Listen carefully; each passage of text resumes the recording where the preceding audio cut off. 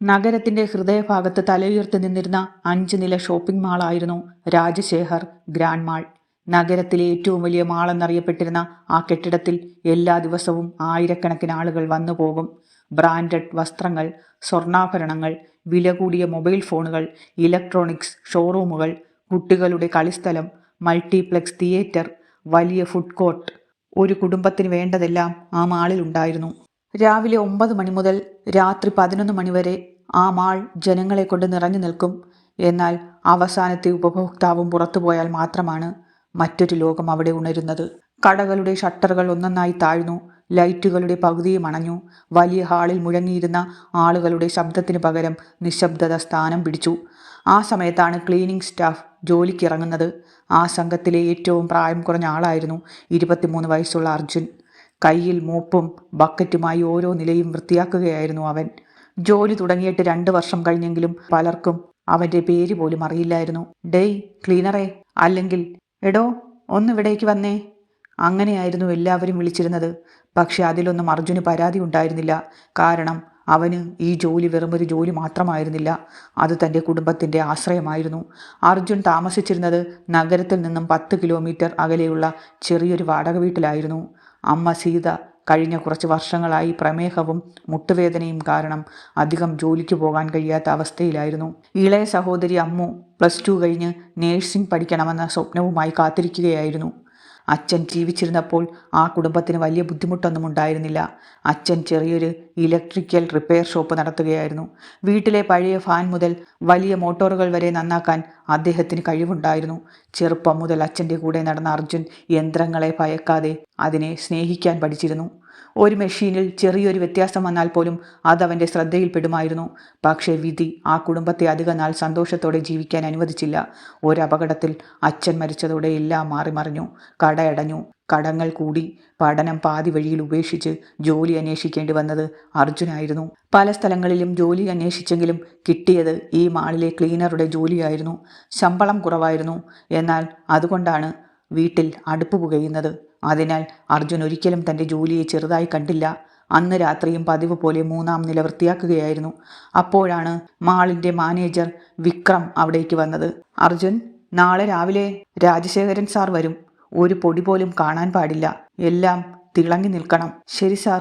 കഴിഞ്ഞ ആഴ്ച 4-ാം നിലയിൽ പൊടി കണ്ടിരുന്നു. ഇത്തവണ അങ്ങനെ സംഭവിച്ചാൽ ശമ്പളത്തിൽ നിന്നും പിടിക്കും. അങ്ങനെ വരില്ല സാർ, ഞാൻ ശ്രദ്ധിക്കാം.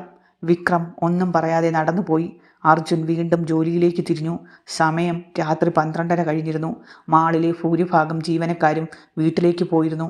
ബാക്കിയുണ്ടായിരുന്നത് സെക്യൂരിറ്റി ജീവനക്കാരും ക്ലീനിംഗ് സ്റ്റാഫുകളും മാത്രം. അർജുൻ 4-ാം നിലയിലേക്ക് കയറി. ആ നിലയിൽ വില കൂടിയ ആഭരണ ഷോറൂമുകളും പ്രീമിയം വാച്ച് ഷോറൂമുകളും മാത്രമാണ് ഉണ്ടായിരുന്നത്. അവൻ മോപ്പ് കൊണ്ട് തറ വൃത്തിയാക്കുന്നതിനിടെയാണ് ഒരു ചെറിയ ശബ്ദം കേട്ടത്. ടിക്. വളരെ ചെറിയൊരു ശബ്ദം. അവൻ തല ഉയർത്തി ചുറ്റും നോക്കി. ആരുമില്ല. വീണ്ടും ജോലി തുടർന്നു.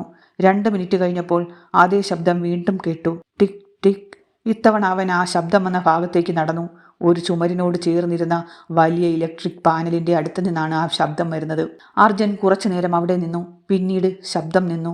ഒരുപക്ഷെ AC യൂണിറ്റിൻ്റെ ശബ്ദമായിരിക്കും, അവൻ മനസ്സിൽ പറഞ്ഞു. എന്നാൽ എന്തോ ഒരു അസ്വാഭാവികത അവന് തോന്നി.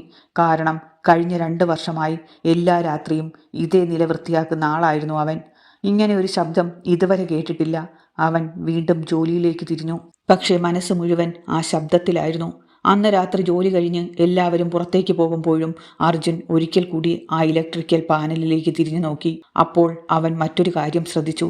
പാനലിൻ്റെ താഴെ തറയിൽ കിടന്നിരുന്ന വളരെ ചെറിയ ഒരു വെള്ളി നിറമുള്ള ലോഹക്കഷ്ണം. അതെടുത്ത് കയ്യിൽ വെച്ച് തിരിച്ചും മറിച്ചും നോക്കി. ഒരു ചെറിയ സ്ക്രൂവിൻ്റെ ഭാഗം പോലെയായിരുന്നു അത്. ഇതിവിടെ എങ്ങനെ വന്നു? ആ ചോദ്യം അവൻ്റെ മനസ്സിൽ പതിഞ്ഞു. ആ ചെറിയ ലോഹ കഷ്ണം പോക്കറ്റിലിട്ട് അർജുൻ മാളിന് പുറത്തേക്ക് നടന്നു. അപ്പോഴും അവൻ അറിഞ്ഞിരുന്നില്ല ആ ചെറിയ ലോഹ കഷ്ണം അവൻ്റെ ജീവിതം തന്നെ മാറ്റിമറിക്കാൻ പോകുന്ന ഒരു വലിയ രഹസ്യത്തിൻ്റെ ആദ്യ സൂചനയാണെന്ന്. അന്ന് രാത്രി വീട്ടിലെത്തുമ്പോൾ സമയം പുലർച്ചെ 3 മണി കഴിഞ്ഞിരുന്നു. നഗരം മുഴുവൻ ഉറക്കത്തിലായിരുന്നെങ്കിലും അർജുൻ്റെ മനസ്സിൽ ആ മാളിലെ ഇലക്ട്രിക്കൽ പാനലിനരികിൽ നിന്ന് കിട്ടിയ ആ ചെറിയ ലോഹ കഷ്ണം തന്നെയായിരുന്നു. വീട്ടിലെ വാതിൽ പതുക്കെ തുറന്ന് അകത്തേക്ക് കയറിയപ്പോൾ അമ്മ സീത ഉറങ്ങാതെ അവനെ കാത്തിരിക്കുകയായിരുന്നു. വന്നോ മോനെ, ഭക്ഷണം എടുത്തു വെച്ചിട്ടുണ്ട്. അമ്മ ഉറങ്ങിയില്ലേ? നീ വരാതെ എനിക്ക് എങ്ങനെ ഉറങ്ങാൻ പറ്റും മോനെ? അർജുൻ ചെറുതായി ചിരിച്ചു. അമ്മ വിളമ്പിയ ചോറും കറിയും കഴിക്കുമ്പോൾ അമ്മ ഉറക്കച്ചടവോടെ മുറിയിൽ നിന്നും പുറത്തേക്ക് വന്നു. ചേട്ടാ, ഇന്ന് ഇത്രയും വൈകിയോ? മാളിൽ കുറച്ച് കൂടുതൽ ജോലി ഉണ്ടായിരുന്നു മോളെ. അമ്മു ഒന്നും ചോദിച്ചില്ല. പക്ഷേ ചേട്ടൻ്റെ മുഖത്തെ ക്ഷീണം കണ്ടപ്പോൾ അവളുടെ മനസ്സ് വേദനിച്ചു.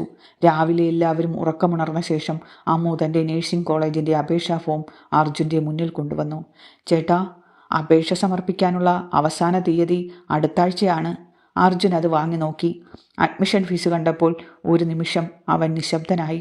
ആ തുക അവരുടെ ഇപ്പോഴത്തെ സാഹചര്യത്തിൽ വളരെ വലുതായിരുന്നു.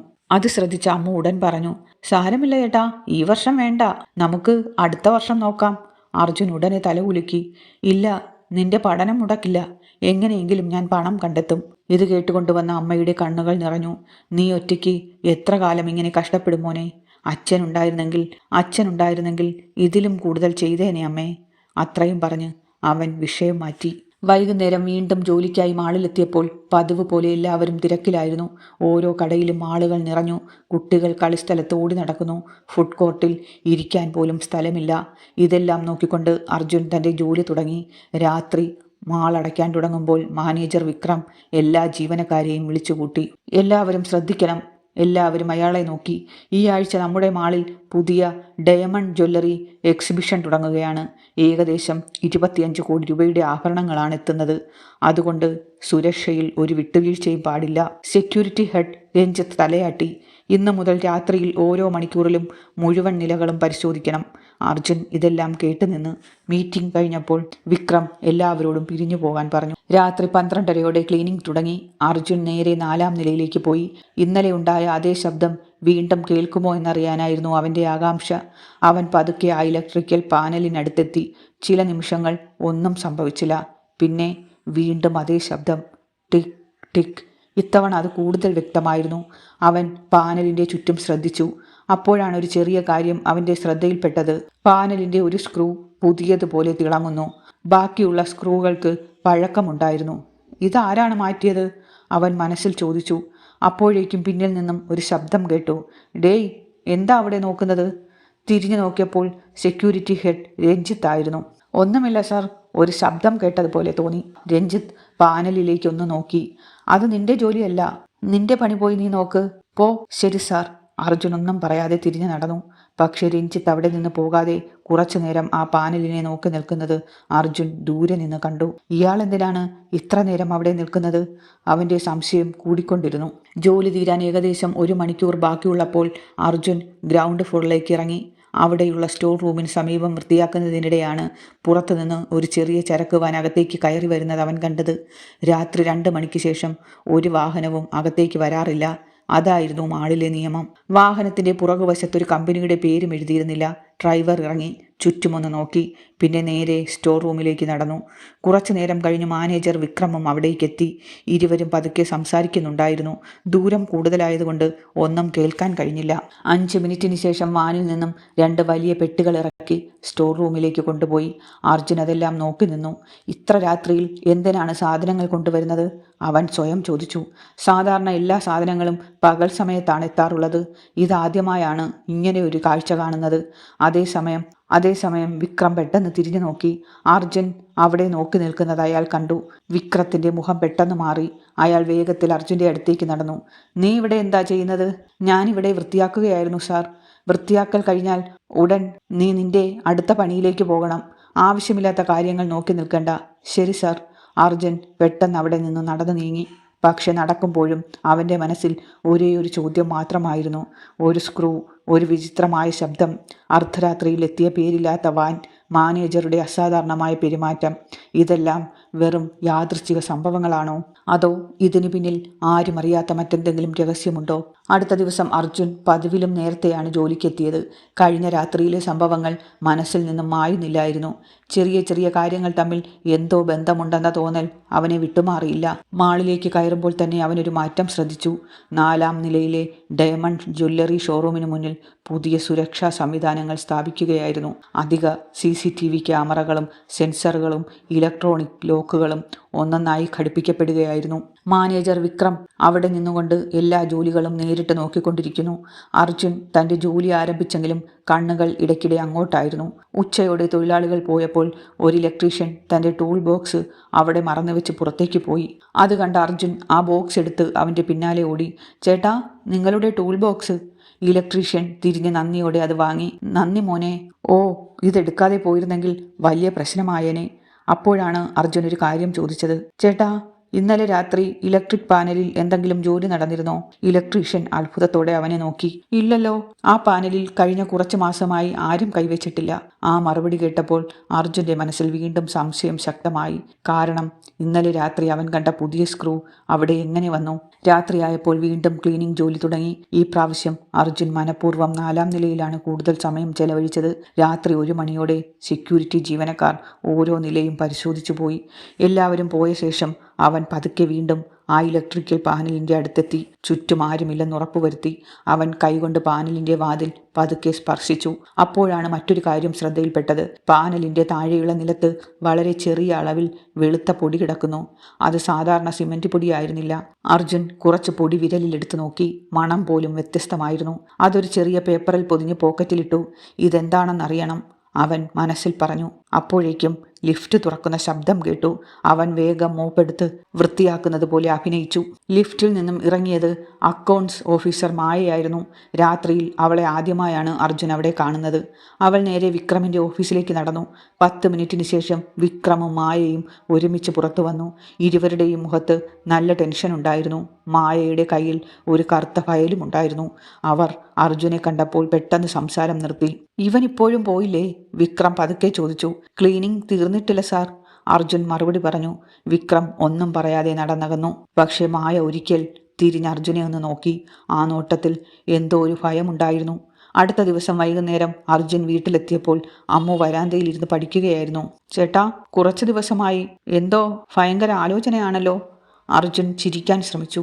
ഒന്നുമില്ല മോളെ, എന്നോട് കള്ളം പറയണ്ട. ചേട്ടൻ എന്തെങ്കിലും പ്രശ്നമുണ്ടെങ്കിൽ എന്നോട് പറയണം. അവൻ സഹോദരിയുടെ തലയിൽ സ്നേഹത്തോടെ കൈവച്ചു. എനിക്കൊന്നുമില്ല മോളെ, അമ്മ അകത്തുനിന്ന് വിളിച്ചു. മോനെ, ഭക്ഷണം കഴിച്ചിട്ട് കുറച്ച് വിശ്രമിക്കണം.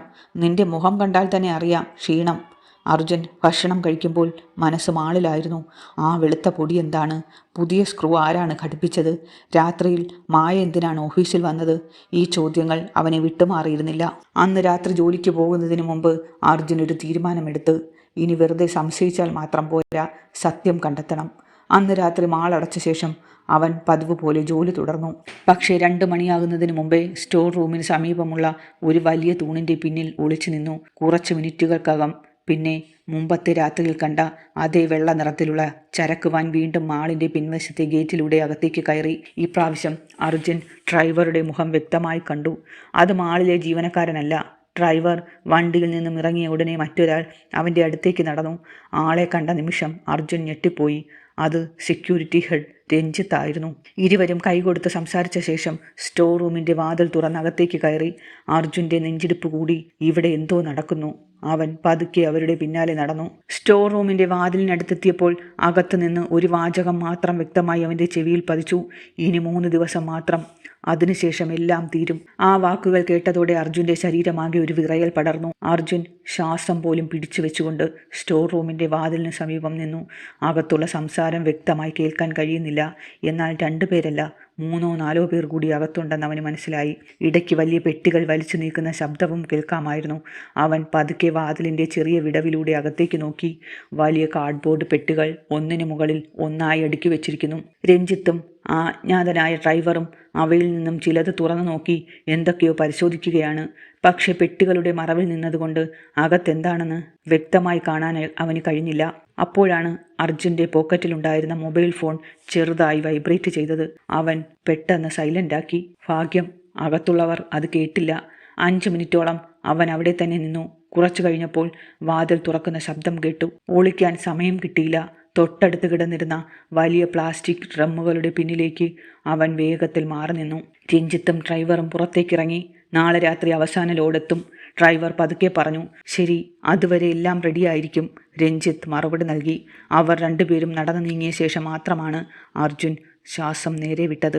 അവൻ വീണ്ടും സ്റ്റോർ റൂമിനുള്ളിലേക്ക് നോക്കി. എല്ലാം പഴയതുപോലെ തന്നെ. വലിയ പെട്ടികൾ, പൊടി പിടിച്ച ഷെൽഫുകൾ, അനാവശ്യ സാധനങ്ങൾ. കണ്ടാൽ ഒരു സംശയവും തോന്നാത്ത കാഴ്ച. പക്ഷെ അർജുൻ അറിയാമായിരുന്നു ആ മുറിക്കുള്ളിൽ എന്തോ ഒരു രഹസ്യം ഒളിഞ്ഞിരിക്കുന്നുവെന്ന്.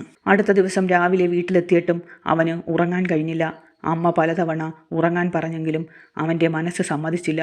കഴിഞ്ഞ 3 രാത്രികളിലായി കണ്ട ഓരോ കാര്യവും അവനൊരു പേപ്പറിൽ എഴുതി വെച്ചു. ഇലക്ട്രിക്കൽ പാനലിലെ പുതിയ സ്ക്രൂ, വിചിത്രമായ ടിക് ടിക് ശബ്ദം, രാത്രിയിലെത്തുന്ന പേരില്ലാത്ത വാൻ, മാനേജർ വിക്രമിൻ്റെ അസ്വാഭാവിക പെരുമാറ്റം, സെക്യൂരിറ്റി ഹെഡ് രഞ്ജിത്തിൻ്റെ രഹസ്യ കൂടിക്കാഴ്ച, 3 ദിവസം മാത്രം എന്ന വാചകം. ഇവയെല്ലാം വെവ്വേറെ സംഭവങ്ങളല്ലെന്ന് അവൻ ഉറപ്പായി. പക്ഷേ ഇതെല്ലാം തമ്മിൽ ബന്ധിപ്പിക്കുന്ന ഒരു തെളിവ് മാത്രം അവൻ്റെ കയ്യിലില്ലായിരുന്നു. അന്ന് വൈകുന്നേരം ജോലിക്ക് പോകാൻ തയ്യാറെടുക്കുമ്പോൾ അമ്മു പറഞ്ഞു, ചേട്ടാ, നാളെ എനിക്ക് കോളേജിൽ ഇൻ്റർവ്യൂ ഉണ്ട്, ഞാൻ വരാം. ജോലിയുള്ളതല്ലേ, അവധിയെടുത്തിട്ടാണേലും വരാം. അമ്മു സന്തോഷത്തോടെ ചിരിച്ചു. ആ ചിരി കണ്ടപ്പോൾ അർജുൻ മനസ്സിലൊരു തീരുമാനമെടുത്തു. ഈ ജോലി എനിക്ക് നഷ്ടമാകാൻ പാടില്ല. കാരണം അതായിരുന്നു ആ കുടുംബത്തിൻ്റെ ഏക വരുമാനം. മാളിലെത്തിയപ്പോൾ പതിവില്ലാത്ത തിരക്കായിരുന്നു. പത്രപ്രവർത്തകരും ചില പ്രമുഖരും വന്നിരുന്നു. രാജശേഖർ ഗ്രാൻഡ് മാളിൽ ആരംഭിക്കുന്ന ഡയമണ്ട് എക്സിബിഷനെക്കുറിച്ചുള്ള വാർത്തകൾ ചിത്രീകരിക്കുകയായിരുന്നു. രാജശേഖർ എന്ന മാളിൻ്റെ ഉടമയും അവിടെ ഉണ്ടായിരുന്നു. 50 വയസ്സ് കഴിഞ്ഞെങ്കിലും എല്ലാവരോടും മാന്യമായി പെരുമാറുന്ന ആളായിരുന്നു അദ്ദേഹം. മിക്ക ജീവനക്കാരുടെയും പേര് വരെ അദ്ദേഹത്തിന് അറിയാമായിരുന്നു. അർജുനെ കണ്ടപ്പോൾ അദ്ദേഹം പതിവ് പോലെ ചോദിച്ചു, സുഖമാണോ അർജുൻ? സുഖമാണ് സാർ. അമ്മയുടെ ആരോഗ്യം ഇപ്പോൾ എങ്ങനെയുണ്ട്? കുറച്ച് ഭേദമുണ്ട്. രാജശേഖർ പുഞ്ചിരിച്ചുകൊണ്ട് മുന്നോട്ട് നടന്നു. ആ കാഴ്ച കണ്ട വിക്രമിൻ്റെ മുഖത്ത് അസ്വസ്ഥത തെളിഞ്ഞു. ഉടൻ തന്നെ അവൻ അർജുൻ്റെ അടുത്തേക്ക് വന്നു. വലിയ വലിയ ആളുകളോട് കൂടുതൽ അടുക്കേണ്ട. അർജുൻ അത്ഭുതത്തോടെ നോക്കി. സാർ, ഞാനല്ല, അദ്ദേഹം തന്നെയാണ് എന്നോട് സംസാരിച്ചത്. ആ, എന്തുമായിക്കോട്ടെ, ഞാൻ പറഞ്ഞത് ഓർമ്മയുണ്ടായിരിക്കണം. അതും പറഞ്ഞ് വിക്രം നടന്നുപോയി. ആ നിമിഷം അർജുനൊരു കാര്യം മനസ്സിലായി. വിക്രം എന്തോ മറച്ചു വെക്കുന്നുണ്ട്. രാത്രി മാളടച്ച ശേഷം അർജുൻ വീണ്ടും 4ാം നിലയിലേക്ക് പോയി. ഇത്തവണ അവൻ മറ്റൊരു കാര്യം ശ്രദ്ധിച്ചു. ഡയമണ്ട് ഷോറൂമിൻ്റെ പിൻവശത്തേക്കുള്ള സർവീസ് ഇടനാഴിയിൽ നിലത്ത് വളരെ ചെറിയ പോറലുകൾ, ഭാരമുള്ള എന്തോ വലിച്ചു നീക്കിയതുപോലെയുള്ള അടയാളങ്ങൾ. അവൻ ആ അടയാളങ്ങൾ പിന്തുടർന്ന് നടന്നു. അവ ചെന്ന് നിന്നത് സ്റ്റോർ റൂമിൻ്റെ പിൻവാതിലിന് മുന്നിലായിരുന്നു. അർജുൻ്റെ നെഞ്ചിടിപ്പ് വീണ്ടും കൂടി. ആഭരണ ഷോറൂമിൻ്റെ പിൻവശവും സ്റ്റോർ റൂമും.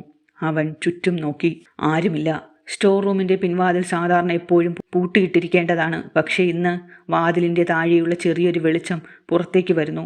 അർജുൻ പതുക്കെ അടുത്തേക്ക് നടന്നു. അകത്തുനിന്ന് എന്തോ ലോഹം മുറിക്കുന്നത് പോലുള്ള ശബ്ദം കേട്ടു. അവൻ ചെവി വാതിലിൽ ചേർത്തു. അപ്പോൾ ഒരു ശബ്ദം വ്യക്തമായി കേട്ടു.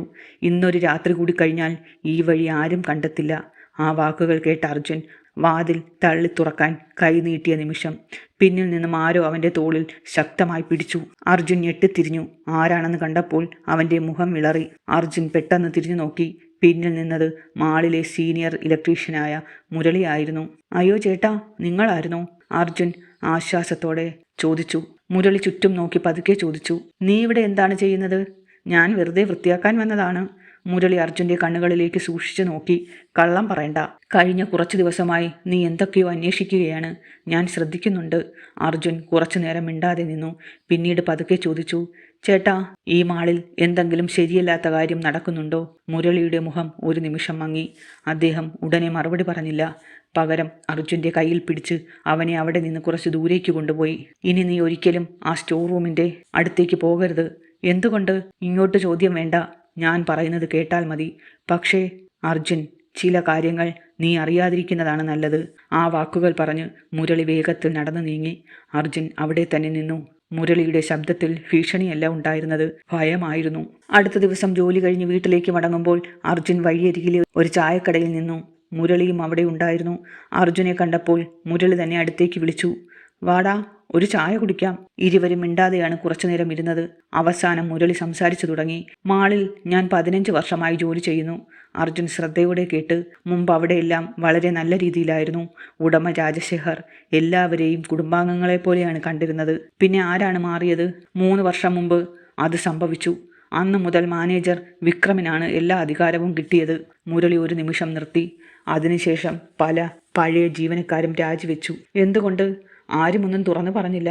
ചേട്ടൻ എന്തെങ്കിലും അറിയാമോ? മുരളി നേരിട്ട് മറുപടി പറഞ്ഞില്ല.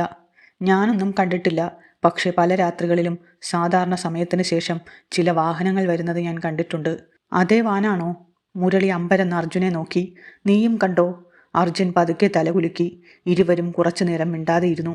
അന്ന് രാത്രി ഡയമണ്ട് എക്സിബിഷന് വേണ്ട ആഭരണങ്ങൾ എത്തുന്ന ദിവസമായിരുന്നു.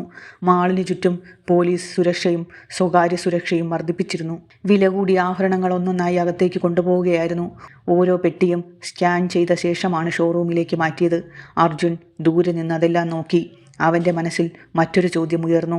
ഇത്രയും സുരക്ഷയുള്ളപ്പോൾ കവർച്ച എങ്ങനെ നടക്കും? രാത്രി 12-ന് മാൾ പൂർണ്ണമായി അടച്ചു. ജീവനക്കാർ ഓരോരുത്തരായി പുറത്തുപോയി. ക്ലീനിംഗ് ടീം മാത്രം ബാക്കി. അർജുൻ 3-ാം നിലയിൽ ജോലി ചെയ്യുന്നതിനിടെയാണ് താഴെ നിന്നും ചെറിയൊരു ശബ്ദം കേട്ടത്. ആരോ ഇരുമ്പ് വാതിൽ പതുക്കെ തുറക്കുന്നത് പോലെ. അവൻ ശബ്ദം കേട്ട ഭാഗത്തേക്ക് നടന്നു. സ്റ്റോർ റൂമിന് പിന്നിലെ ഇടനാഴി.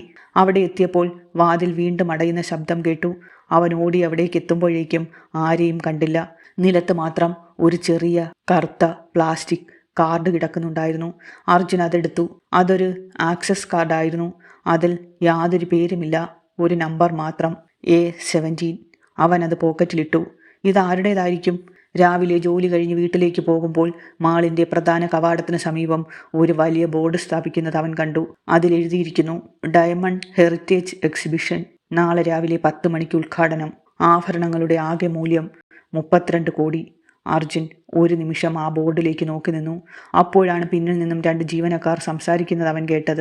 ഇത്രയും വിലയുള്ള ആഭരണങ്ങൾ ആദ്യമായാണ് ഇവിടെ വരുന്നത്. അതെ, സുരക്ഷയും അതുപോലെ ശക്തമാക്കിയിട്ടുണ്ടല്ലോ. പക്ഷേ ഇന്നലെ രാത്രി സെക്യൂരിറ്റി ക്യാമറകളിൽ കുറച്ചു നേരം സിഗ്നൽ പോയെന്ന് കേട്ടു. ശരിക്കും? ആ, മറ്റുള്ളവർ അറിയുന്നതിന് മുമ്പേ അത് ശരിയാക്കിയെന്നാണ് കേട്ടത്. അത് കേട്ടതോടെ അർജുൻ്റെ മനസ്സിൽ വീണ്ടും ആ ടിക് ടിക് ശബ്ദം തെളിഞ്ഞു. ഇലക്ട്രിക്കൽ പാനൽ, പുതിയ സ്ക്രൂ, രാത്രിയിലെ വാഹനങ്ങൾ, സ്റ്റോർ റൂം, ഇപ്പോൾ ക്യാമറകളുടെ സിഗ്നൽ കട്ടാകുക. ഇതെല്ലാം ഒരു വലിയ പദ്ധതിയുടെ ഭാഗമാണെന്ന് അവന് ഉറപ്പായിരുന്നു. പക്ഷേ ആ പദ്ധതിയുടെ യഥാർത്ഥ ലക്ഷ്യമെന്താണെന്ന് ഇപ്പോഴും അവന് മനസ്സിലായിരുന്നില്ല. അവൻ്റെ പോക്കറ്റിൽ കിടന്നിരുന്ന A17 എന്ന ആക്സസ് കാർഡ് വളരെ പെട്ടെന്ന് ആ രഹസ്യത്തിൻ്റെ ആദ്യ വാതിൽ തുറക്കാൻ പോവുകയാണെന്ന് അർജുൻ അപ്പോഴും അറിഞ്ഞിരുന്നില്ല. ഡയമണ്ട് ഹെറിറ്റേജ് എക്സിബിഷൻ്റെ ഉദ്ഘാടന ദിവസം രാവിലെ മുതൽ മാളിൽ അസാധാരണമായ തിരക്കായിരുന്നു. പ്രമുഖ വ്യവസായികളും സിനിമാ താരങ്ങളും മാധ്യമപ്രവർത്തകരും ഒരുപാട് ആളുകൾ എത്തിയിരുന്നു. ഓരോ പ്രവേശന കവാടത്തിലും സുരക്ഷാ പരിശോധന കർശനമാക്കി. വൃത്തിയാക്കൽ ജോലി കഴിഞ്ഞ് അർജുൻ ആളുകളുടെ തിരക്ക് നോക്കി നിന്നു. ഒരു നിമിഷം അവൻ്റെ കണ്ണുകൾ രാജശേഖറിലേക്ക് പതിഞ്ഞു. മാളിൻ്റെ ഉടമയായ രാജശേഖർ ഓരോ ജീവനക്കാരോടും പുഞ്ചിരിയോടെ സംസാരിക്കുകയായിരുന്നു. സുരക്ഷാ ജീവനക്കാരുടെ സൗകര്യം മുതൽ ക്ലീനിംഗ് സ്റ്റാഫിൻ്റെ ഭക്ഷണം വരെ അദ്ദേഹം അന്വേഷിച്ചു. ആ കാഴ്ച കണ്ടപ്പോൾ അർജുൻ മനസ്സിൽ പറഞ്ഞു, ഇത്ര നല്ല മനുഷ്യനെ ചതിക്കാൻ ആരാണ് ശ്രമിക്കുന്നത്? ആ ചോദ്യം അവനെ കൂടുതൽ ജാഗ്രതയിലാക്കി. വൈകുന്നേരം പരിപാടികൾ അവസാനിച്ച ശേഷം സന്ദർശകരെല്ലാം മടങ്ങി. ഡയമണ്ട് ഷോറൂമിൻ്റെ വലിയ വാതിലുകൾ അടഞ്ഞു. പുറത്ത് ആയുധധാരികളായ സുരക്ഷാ ജീവനക്കാർ കാവൽ നിന്നു. മാൾ വീണ്ടും രാത്രിയുടെ നിശബ്ദതയിലേക്ക് മാറി. അർജുൻ തൻ്റെ ജോലി ചെയ്യുന്നതിനിടയിലും ചുറ്റുമുള്ള ഓരോ ചലനവും ശ്രദ്ധിക്കുകയായിരുന്നു. അവൻ്റെ പോക്കറ്റിൽ ഇപ്പോഴും കിടന്നിരുന്നു ആ A17 ആക്സസ് കാർഡ്. അതെന്തിനുള്ളതാണെന്നറിയാനുള്ള ആകാംക്ഷ ഓരോ നിമിഷവും കൂടിക്കൊണ്ടിരുന്നു.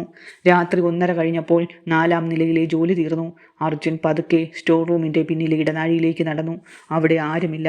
മതിലിനോട് ചേർന്ന് ചെറിയൊരു ഇലക്ട്രോണിക് ഡോർ റീഡർ. അതിൻ്റെ മുകളിൽ പച്ച ലൈറ്റ് മിന്നിക്കൊണ്ടിരുന്നു. അർജുൻ ചുറ്റും നോക്കി. നിശബ്ദത. അവൻ പതുക്കെ ആക്സസ് കാർഡ് റീഡറിലേക്ക് ചേർത്തു. ബീപ്പ്. പച്ച ലൈറ്റ് തെളിഞ്ഞു. അടുത്ത നിമിഷം ക്ലിക്ക്. വാതിലിൻ്റെ ലോക്ക് തുറന്നു. അർജുൻ്റെ ഹൃദയം ശക്തിയായി ഇടിച്ചു. ഈ കാർഡ് ഇവിടെ പ്രവർത്തിക്കുന്നുണ്ടോ? അവൻ പതുക്കെ വാതിൽ തുറന്നു. അകത്ത് ചെറിയൊരു ഇടനാഴി. പുറത്തുനിന്ന് നോക്കിയാൽ ഒരിക്കലും മനസ്സിലാകാത്ത രഹസ്യപാത. ഇരുവശത്തും കോൺക്രീറ്റ് ചുവരുകൾ, മുകളിൽ ചെറിയ LED ലൈറ്റുകൾ. ആ പാത നേരെ മാളിൻ്റെ ഉള്ളിലേക്ക് പോകുകയായിരുന്നു. അർജുൻ പതുക്കെ മുന്നോട്ട് നടന്നു. ഓരോ ചുവടും സൂക്ഷിച്ചായിരുന്നു അവൻ വെച്ചത്. അല്പദൂരം കഴിഞ്ഞപ്പോൾ നിലത്ത് പുതിയ ടയർ പാടുകൾ കണ്ടു. ചെറിയ ട്രോളികൾ വലിച്ചു നീക്കിയതുപോലെയുള്ള അടയാളങ്ങൾ. ഇവിടെ സ്ഥിരമായി എന്തോ കൊണ്ടുപോകുന്നുണ്ടോ? മനസ്സിൽ പറഞ്ഞു. കുറച്ച് മുന്നോട്ട് ചെന്നപ്പോൾ ഒരു വലിയ ഇരുമ്പ് വാതിൽ കണ്ടു. വാതിൽ പൂർണ്ണമായി അടച്ചിരുന്നില്ല. ചെറിയൊരു വിടവുണ്ടായിരുന്നു. അർജുൻ അതിലൂടെ അകത്തേക്ക് നോക്കി. അതൊരു സാധാരണ സ്റ്റോർ റൂം ആയിരുന്നില്ല. വലിയ ഹാൾ, നിരത്തി വെച്ചിരിക്കുന്ന മരപ്പെട്ടികൾ, ചിലത് തുറന്നു കിടക്കുന്നു. ചില ആളുകൾ അവയിൽ എന്തോ നിറയ്ക്കുകയാണ്. ദൂരം കൂടുതലായതിനാൽ വ്യക്തമായി കാണാൻ കഴിഞ്ഞില്ല. എന്നാൽ അവനൊരു കാര്യം വ്യക്തമായി കണ്ടു. അവിടെ നിന്നിരുന്നത് മാനേജർ വിക്രം. അവൻ്റെ അടുത്ത് സെക്യൂരിറ്റി ഹെഡ് രഞ്ജിത്തും. ഇരുവരും ഓരോ പെട്ടിയും ശ്രദ്ധയോടെ പരിശോധിക്കുകയായിരുന്നു. അല്പസമയത്തിന് ശേഷം വിക്രം പറഞ്ഞു, നാളെ രാത്രി കഴിഞ്ഞാൽ ഇതെല്ലാം ഇവിടെ നിന്ന് മാറ്റണം. രഞ്ജിത്ത് തലകുലുക്കി. അതിനു മുമ്പ് ക്യാമറ സിസ്റ്റം വീണ്ടും ഓഫാക്കേണ്ടി വരും. അതിൻ്റെ കാര്യം ഞാൻ നോക്കിക്കോളാം. അർജുന് കേട്ടത് വിശ്വസിക്കാനായില്ല. ക്യാമറകൾ മനഃപൂർവ്വം ഓഫ് ചെയ്യുകയാണോ? അപ്പോൾ ഇതെല്ലാം ആസൂത്രിതമായ പദ്ധതിയാണ്. അവൻ കുറച്ചുകൂടി മുന്നോട്ട് നീങ്ങാൻ ശ്രമിച്ചു. അപ്പോഴാണ് അവൻ്റെ കാല് തറയിൽ കിടന്നിരുന്ന ഒരു ചെറിയ ഇരുമ്പ് കഷ്ണത്തിലേക്ക് തട്ടിയത്. ആ ചെറിയ ശബ്ദം ആ നിശബ്ദമായ ഹാളിൽ വ്യക്തമായി മുഴങ്ങി. അകത്തുണ്ടായിരുന്ന എല്ലാവരും ഒരേ സമയം തിരിഞ്ഞു നോക്കി. ആരാ അവിടെ? രഞ്ജിത്തിൻ്റെ ശബ്ദം മുഴങ്ങി. അർജുൻ ഒരു നിമിഷം പോലും കളഞ്ഞില്ല. അവൻ വേഗത്തിൽ പിന്നിലേക്ക് ഓടി. പിടിക്കൂ അവനെ! ആരോ ഉറക്കെ വിളിച്ചു. പിന്നിൽ ഓടുന്ന കാലടികളുടെ ശബ്ദം അടുത്തു വരികയായിരുന്നു. ഇടുങ്ങിയ വഴികളിലൂടെ അർജുൻ കഴിയുന്നത്ര വേഗത്തിൽ ഓടി.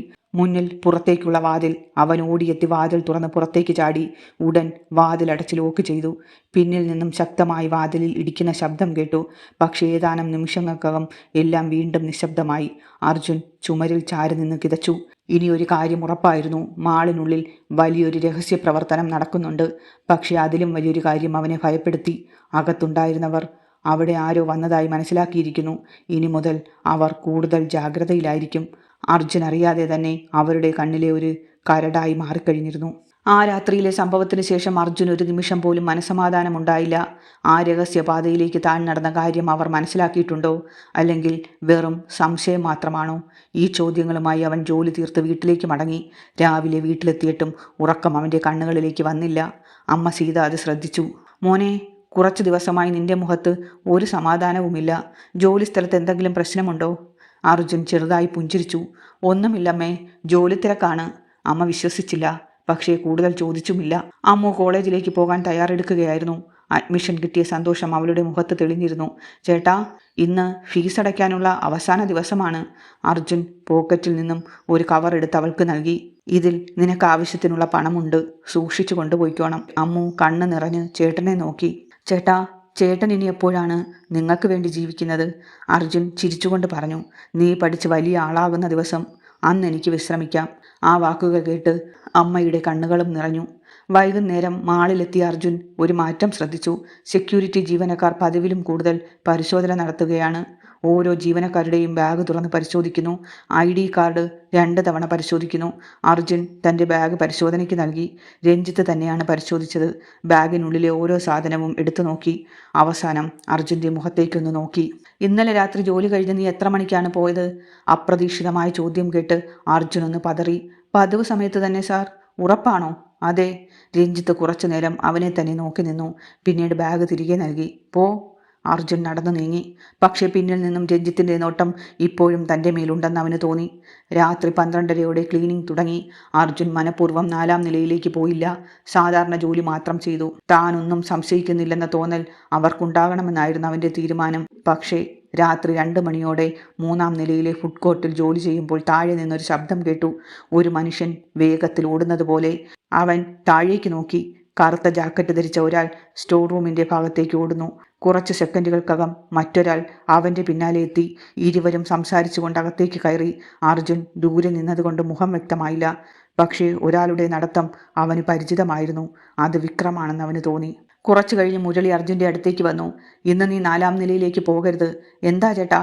ഞാൻ പറയുന്നത് കേട്ടാൽ മതി. പക്ഷേ മുരളി പതുക്കെ പറഞ്ഞു. ഇന്ന് നീ അവിടെ പോയാൽ നിന്റെ ജീവൻ അപകടമുണ്ടാകും. അർജുൻ ഞെട്ടിപ്പോയി. അത് ചേട്ടൻ എങ്ങനെ അറിയാം? മുരളി മറുപടി ഒന്നും പറയാതെ നടന്നു. ആ വാക്കുകൾ അർജുൻ്റെ മനസ്സിൽ മുഴങ്ങിക്കൊണ്ടിരുന്നു. ജോലി അവസാനിക്കാൻ അരമണിക്കൂർ ബാക്കിയായിരുന്നു. അർജുൻ സ്റ്റോർ റൂമിന് സമീപമുള്ള ഇടനാഴിയിലൂടെ നടക്കുകയായിരുന്നു. അപ്പോഴാണ് നിലത്തെന്തോ കിടക്കുന്നത് അവൻ്റെ ശ്രദ്ധയിൽപ്പെട്ടത്. ഒരു ചെറിയ പെൻഡ്രൈവ്. അത് ആരുടേതാണെന്ന് മനസ്സിലായില്ല. അവൻ ചുറ്റും നോക്കി. ആരുമില്ല. അതെടുത്ത് പോക്കറ്റിലിട്ടു. ഇത് അബദ്ധത്തിൽ വീണതാണോ അതോ മനഃപൂർവ്വം ആരെങ്കിലും ഇട്ടതാണോ? അവൻ ആലോചിച്ചു. രാവിലെ ജോലി കഴിഞ്ഞ് പുറത്തേക്കിറങ്ങുമ്പോൾ മുരളി വീണ്ടും അവൻ്റെ അടുത്തെത്തി. ഇന്ന് നിനക്ക് കിട്ടിയ സാധനം ആരെയും കാണിക്കരുത്. അർജുൻ ഞെട്ടി. ഏത് സാധനം? മുരളി അർജുൻ്റെ പോക്കറ്റിലേക്ക് നോക്കി. നിന്റെ പോക്കറ്റിലുള്ള പെൻഡ്രൈവ്. അർജുൻ്റെ ശരീരത്തിലൂടെ ഒരു തണുപ്പ് പാഞ്ഞുപോയി. ചേട്ടൻ അതെങ്ങനെ അറിഞ്ഞു? മുരളി ദീർഘശ്വാസം എടുത്തു. കാരണം അദ്ദേഹം ചുറ്റും നോക്കി ശബ്ദം താഴ്ത്തി പറഞ്ഞു. ആ പെൻഡ്രൈവ് താഴെ വീണത് ഞാൻ കണ്ടിരുന്നു. അപ്പോൾ അത് ആരുടേതാണ്? മുരളി പതുക്കെ പറഞ്ഞു. വിക്രമിൻ്റെ ഓഫീസിൽ നിന്നും ഇന്നലെ രാത്രി പുറത്തു വന്ന ഒരാളുടേത്. അത് തുറന്നു നോക്കിയാൽ പല ചോദ്യങ്ങൾക്കും ഉത്തരം കിട്ടും. പക്ഷെ സൂക്ഷിക്കണം. ആ പെൻഡ്രൈവ് നഷ്ടമായ കാര്യം അവൻ തിരിച്ചറിയുന്ന നിമിഷം ആരുടെയെങ്കിലും ജീവൻ അപകടത്തിലാകും. അർജുൻ അറിയാതെ തൻ്റെ പോക്കറ്റിൽ കിടന്നിരുന്ന ചെറിയ പെൻഡ്രൈവിൽ കൈവച്ചു. ആ നിമിഷം അവൻ അറിഞ്ഞില്ല, ആ ചെറിയ ഉപകരണം ഒരു മാളിൻ്റെ മാത്രമല്ല, നിരവധി ആളുകളുടെ ജീവിതം മാറ്റിമറിക്കാൻ പോകുന്ന തെളിവുകൾ ഒളിപ്പിച്ചു വെച്ചിരിക്കുകയാണെന്ന്. ഇവിടെ ഈ കഥയുടെ 1-ാം ഭാഗം അവസാനിക്കുകയാണ്. പക്ഷേ യഥാർത്ഥ കഥ ഇനി മാത്രമാണ് തുടങ്ങുന്നത്. അർജുൻ ആ പെൻഡ്രൈവ് തുറക്കുമോ? അതിനുള്ളിൽ അടങ്ങിയിരിക്കുന്ന രഹസ്യങ്ങൾ എന്താണ്? അടുത്ത എപ്പിസോഡിൽ കാണാം. വീഡിയോ ഇഷ്ടമായെങ്കിൽ ജീവിത വഴികളെന്ന ഈ ചാനൽ സബ്സ്ക്രൈബ് ചെയ്യുക, ലൈക്ക് ചെയ്യുകയും നിങ്ങളുടെ അഭിപ്രായങ്ങൾ കമൻ്റായി രേഖപ്പെടുത്താൻ മറക്കുകയും ചെയ്യരുത്. നന്ദി.